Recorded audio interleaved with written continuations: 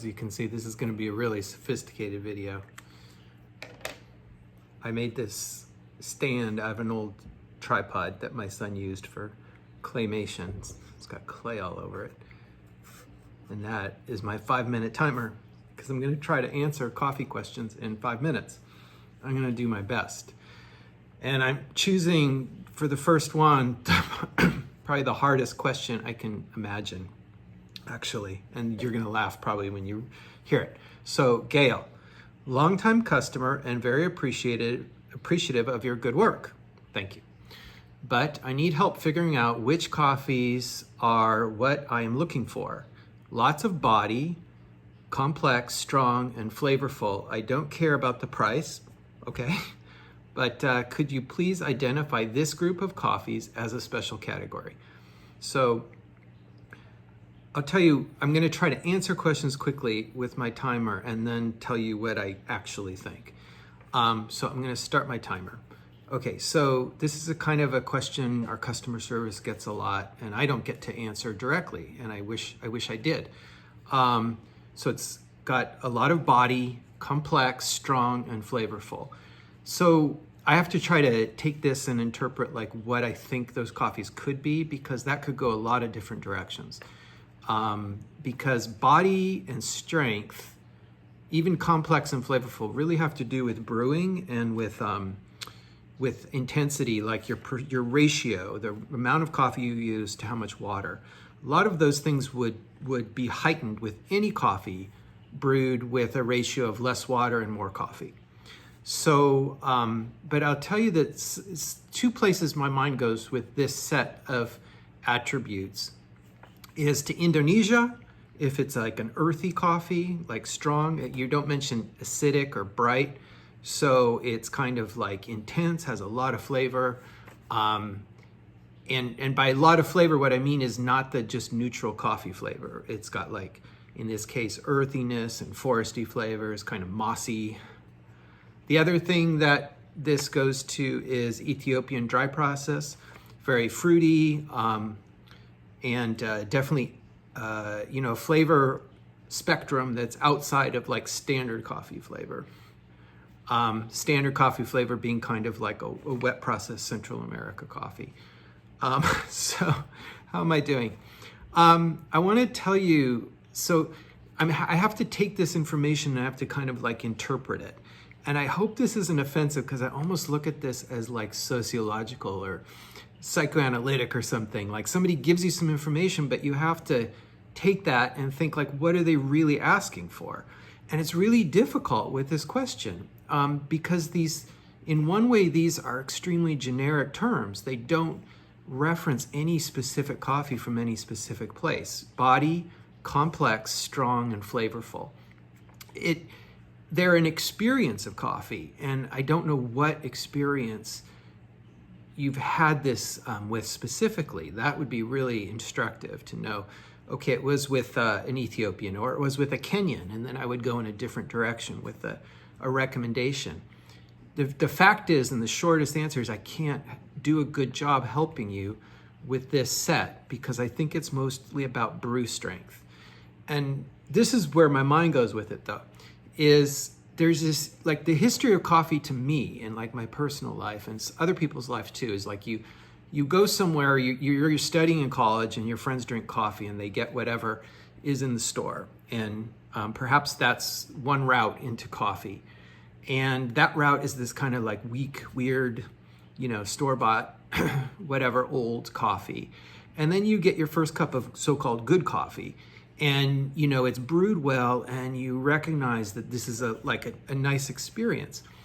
But in terms of the language to say, like, what is that experience that you've just had?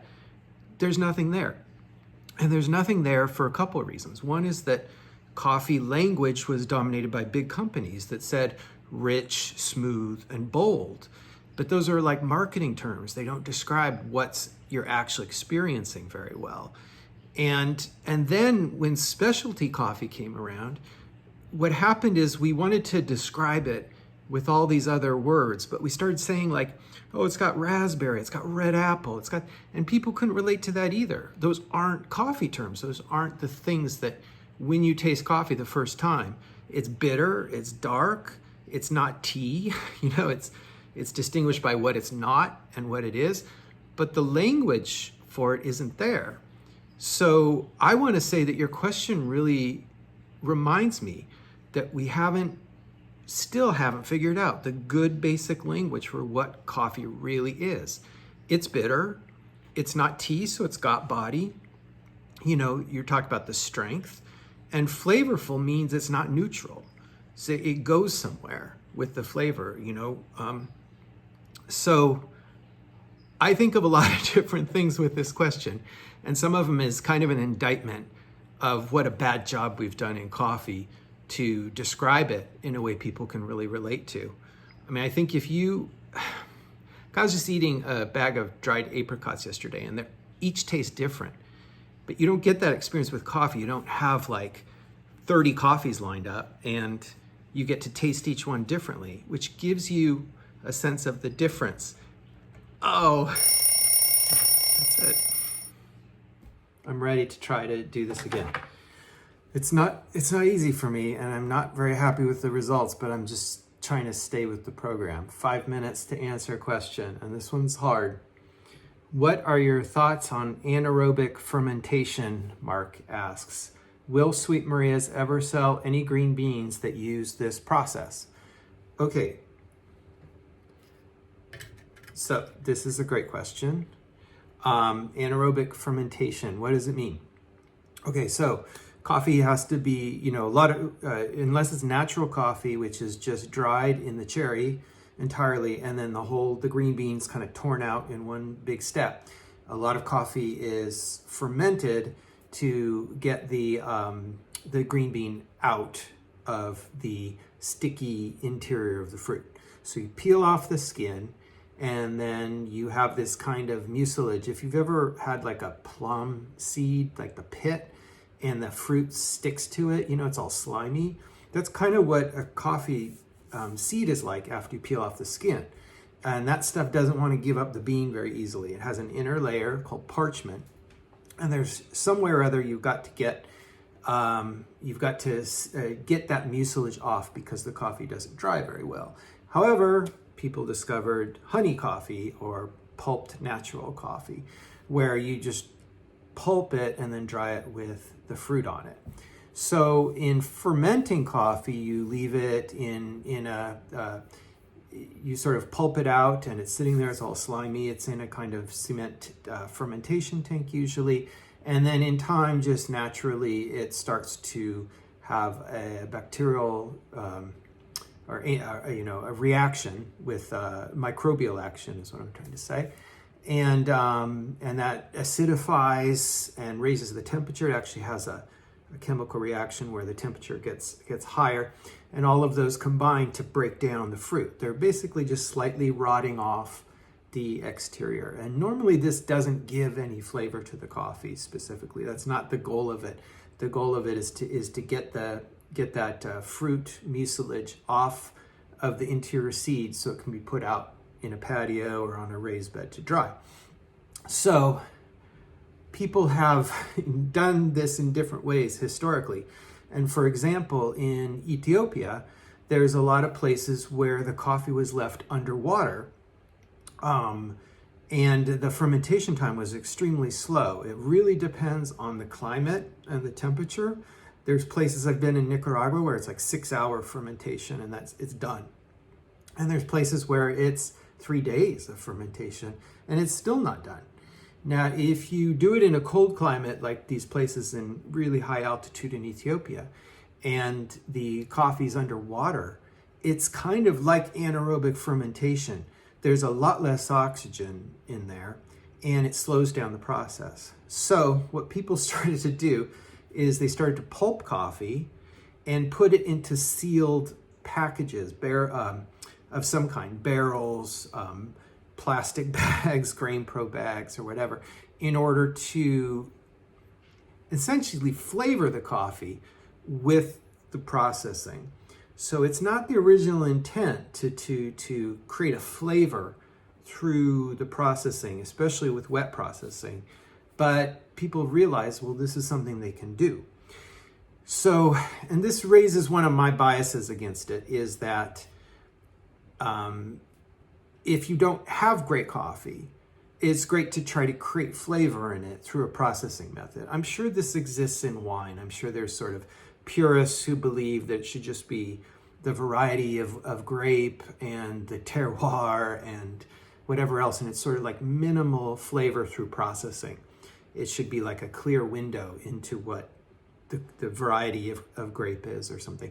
That's very true in coffee. There's some people who believe that, and that processing flavor is, it's natural, but it's a form of flavoring your coffee. So I'm torn a bit. We've been to some places, and we actually have just bought 2 lots from Java that are 2 different types of anaerobic fermentations, where they're holding the coffee for a long period of time in a closed environment without oxygen.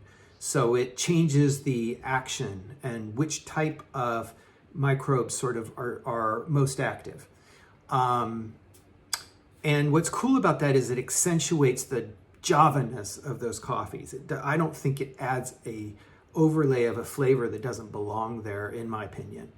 Others, I don't know about. And why would you do this to a really great coffee anyway? Why would you want to change its flavor characteristics? So,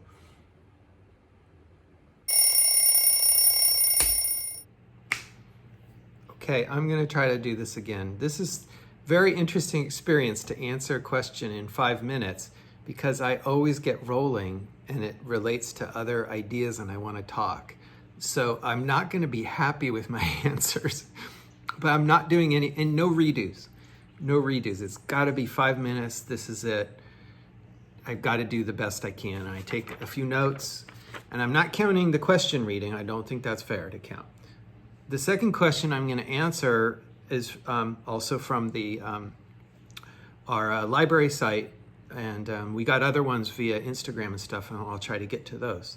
So, Lori, I've burned through 3 West Bend popperies over the years. So I bought that little red popper from you. That's the Nostalgia electric popper. It never goes to second crack, and the coffee cup tastes weak. I sometimes put it in the wok to finish on the stovetop. Does anybody really have luck with the red popper that you sell? Okay.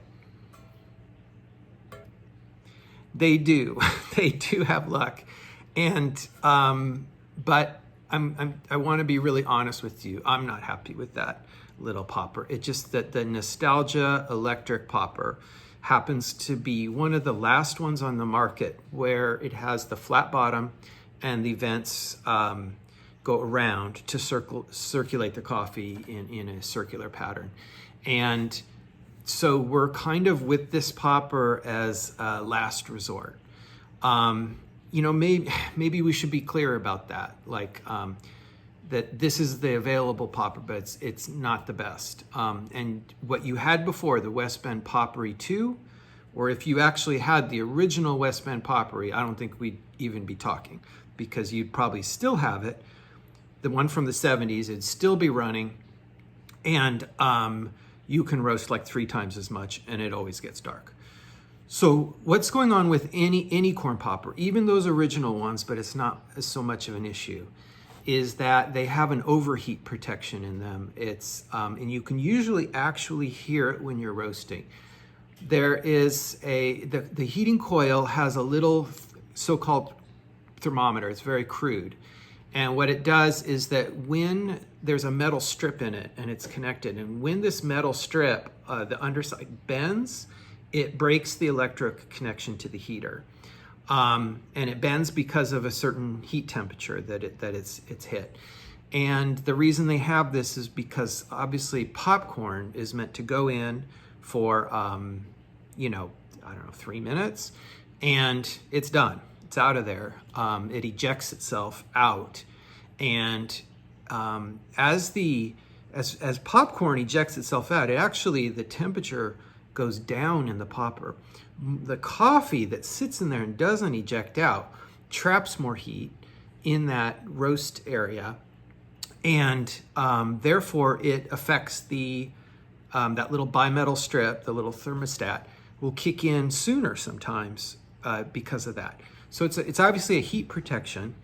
And what it does is that some, like a good majority of the poppers, any popper we're talking about, will roast, but like 20% or so, that temperature strip will kick in earlier. And it's just kind of random. We can't test for it. And they actually will roast. It's just there's a luck of the draw with any popper. So how do you deal with this? One thing that you can do is actually use a stirring technique. Is you use a spoon or a long spoon or a wooden spoon and you actually stir the coffee. And with this, you kind of overload it and you stir it. Some people also shake the popcorn popper. I know this is kind of annoying, but it does work really well. And what you can do is put too much coffee in. It traps the heat, but you offset that by actually moving it around in the popper. You shouldn't have to do this, but you do. The other thing is go to eBay and get a West Bend Poppery 2, or if you can find it, the original popper. It's really expensive now. They're I see them for mostly like $60, $70 at this point. They're amazing roasters. And the other one is the popcorn pumper. And you need to look for the original 1400 watt popcorn pumper. It's amazing. It's this ugly yellow sort of shaped thing. I have a whole article I've been doing on old poppers to sort through which ones work really well and which ones don't. Another route, which I have a little trouble recommending, but there's a type of popper that simply has a circular screen in the bottom and it shoots coffee up. Those get really dark really quick. There's one that's actually 1500 watt that's a current model, and I'll append that information to this because I just used it and it gets really dark. You have to do some things to make sure it doesn't throw all the coffee out, but I'll have that information. So there's some poppers for you to look into, and I'm sorry about the trouble with the one we sold, but we don't know what to do about it, and hopefully our material on it is honest, so that you're not led into thinking that. Okay, so this is another difficult question. Thanks a lot. You guys are really sticking it to me. And it takes a while to read this because he provides a whole background on why the question's relevant. So I think it's really interesting. And I think people will find this very useful. Okay, so Willard asks a question, but first a background.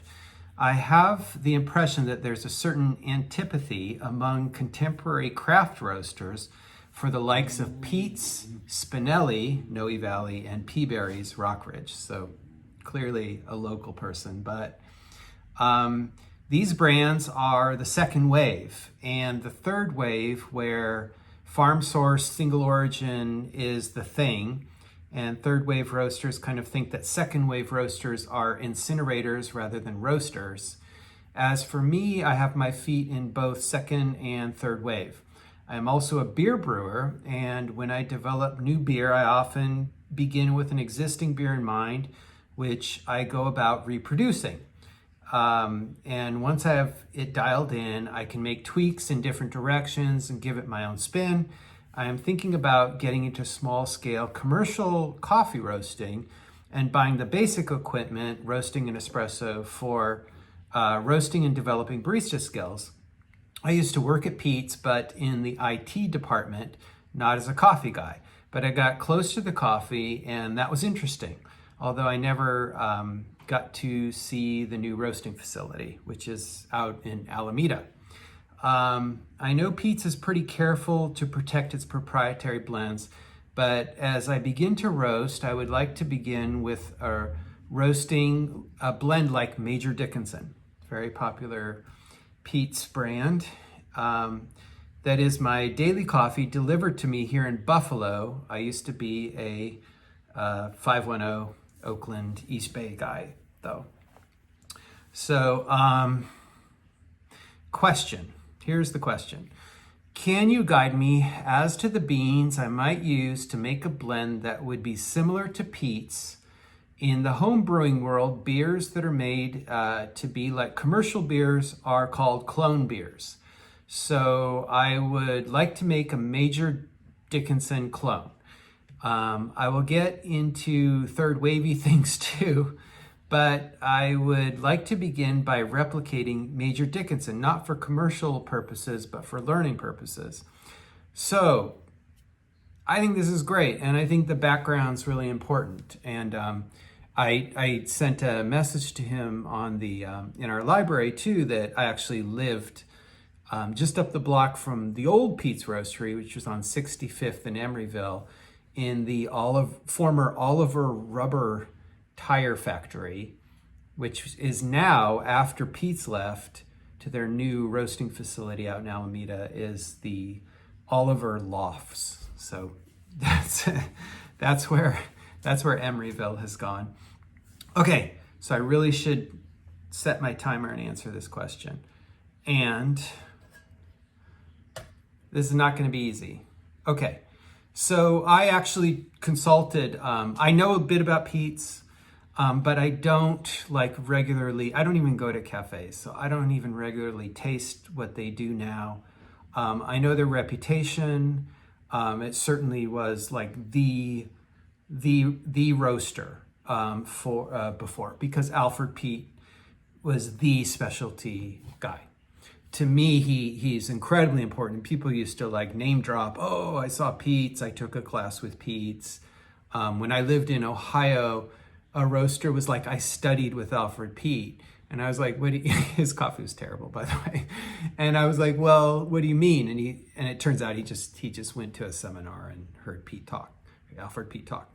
I never met him.